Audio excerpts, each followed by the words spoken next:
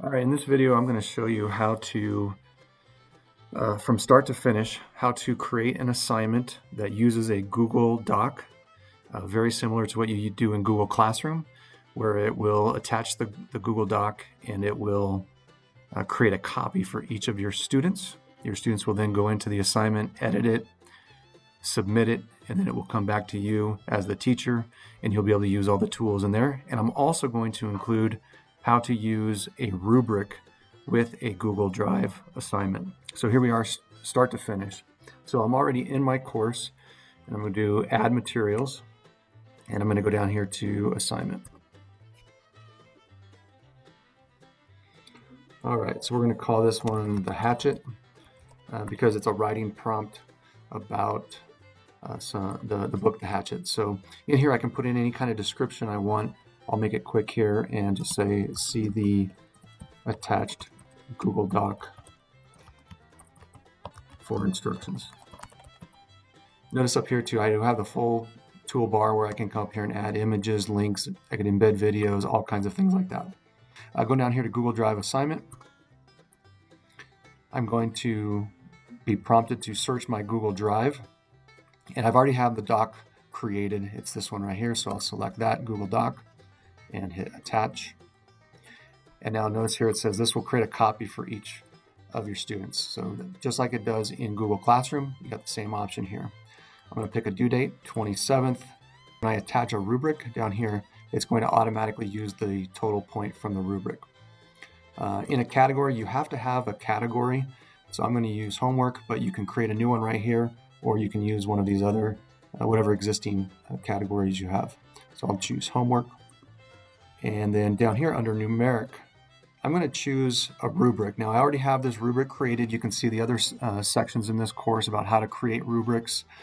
You can also share rubrics among colleagues and so forth.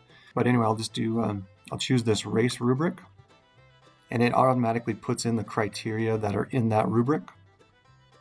And notice up here it changed it to 16 points because this rubric is worth 16 points. By default, it'll show the rubric to your students. I think that's a good practice to make sure that they understand what the criteria is, obviously going into the assignment. Down here below, there are different options here.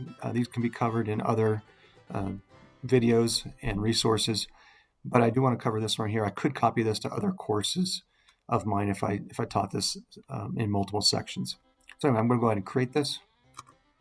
All right, and now I have created this assignment called the hatchet. So now I'm going to go in here and look at it as a teacher. So as a teacher, I can see what I had typed in. Down here below, it will show you the rubric. As a teacher, I can go and look and see who's in progress, and none of my students are doing anything yet. No surprise there. And I can look at submissions. So if anybody had submitted anything, I could look at those here. All right, now I'm going to switch over to the student view. Notice over here on the right-hand side, I see that assignment that I just made called the hatchet. So I'm going to hop into the assignment here, just so you can see the description. The student can see the rubric down below. And now if I switch over to my document, this can take a little bit because it's creating the document for them. Okay. Now, the first time the student does this, they will need to grant access to Google, to their Google account, and they'll see that down here. All right, so you can see here that it automatically adds the student's name to the file, just like it does in Google Classroom. And then it has the name of the file, and it puts in some kind of identification number there. All right, so now here I can, as a student, I can go in here and answer these writing prompts and so on and so forth. I do have the option as well to go straight to Google Docs in a different tab and find this document in there, but in general, it works pretty good here.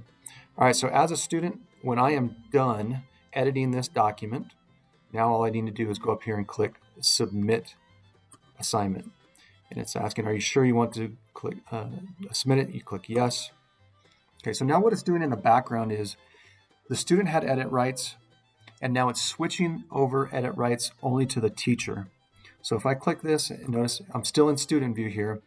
Now as a student, okay, so now after I've submitted it, it does take a few seconds, but it does switch you over to suggesting mode. So as a student, I can still come in here and type, but you'll notice it's in suggesting mode. That's why it's highlighted in green. So the teacher will know that I added this after I submitted it, but that's okay. Works for everybody. So notice up here, I could unsubmit it. So if I wanted to pull it back before the teacher graded it, I do have that option as a student, and it tells me it's not graded. All right, so now that I've submitted it, I'm going to switch back over to the teacher view, and I will hit refresh here. All right, so in progress, still have all of these people. Still haven't done their work, but if I click over here at submissions, now I have my one student who has submitted their work. All right, so as a teacher now, I can see that they added this after the fact, after they submitted it. No big deal there. All right, now as a teacher, this is I find it a little bit harder to grade this and to read it and so forth in this window, and that's fine. So if I wanted to, I can click and open this in its own tab. And now I'm just in Google Docs, and I can see the information here. If I wanted to click this check mark to add in what the student did after they submitted it, boom, it's done. Now, of course, in here, I can come in here and I can make comments, feedback to the student, and then the student, of course, would see this back when I give it back to them. All right, so I do whatever I need to do in here as a teacher as far as providing feedback, close that. Now, if I want to, if it's appropriate at this time, I can come up here and I can just enter, I can click on here and I can now grade it with the rubric. So the first part of the rubric was restate the question. So did they do that? Maybe they did a good job of it. I click the 3, it gives them a 3 for that section. Now it goes on to the next part of the rubric. Does it answer all parts? Clearly not. Did they cite textual evidence? They did not.